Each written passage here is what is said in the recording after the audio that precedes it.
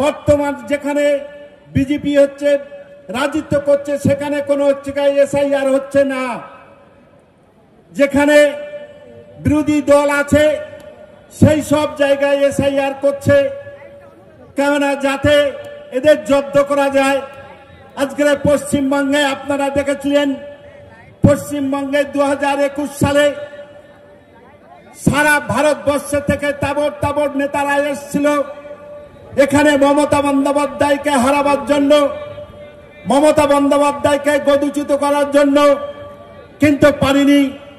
আপনারাই তাকে, আমরা এখানে থেকে তাকে বিপুল ভোটে জয়লাভ করিয়ে আমরা মুখ্যমন্ত্রী করিয়ে আনা হয়েছিল।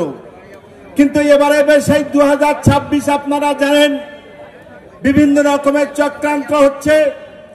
সেই চক্রান্তের শিকার আপনারা আগে থেকে যারা নিজেদের ভোটটাকে দিতে হবে সেই ভোটারের নামটাই তুলতে হবে, কেননা ভয়ের কোনো কারণ নেই।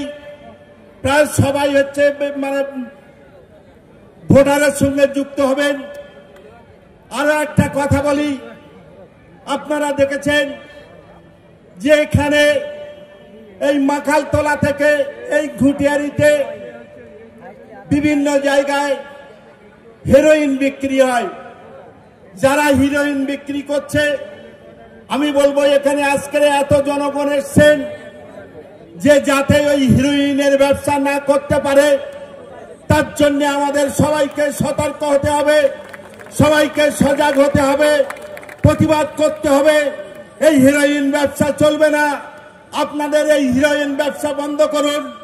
না বন্ধ করলে আমাদের জনগণের যে ব্যবস্থা নেওয়ার সেই ব্যবস্থাটা নেওয়া হবে। সেই দিকে কিন্তু আমরা সবাই খেয়াল রাখবো, কেন আজকের এই মাঠে তিল দেওয়ার জায়গা নেই। কেন আমি মাঠের বাইরে থেকে আসলাম, মনে হয় আরো 5টা লোক ওখানে বাইরে দাঁড়িয়ে আছে। তাই বলবো যে যারা এইসব বাজে ব্যবসা করছে তাদের জন্য আমাদের প্রতিবাদ, সেই প্রতিবাদ চালিয়ে যেতে হবে। আমাদের 2026-এ যে নির্বাচন, সেই নির্বাচনে এখান থেকে আমাদের পরের দাঁড়িয়ে এখানে ওনার বিধানসভা, ওনাকে বিপুল ভোটে জেতাতে হবে।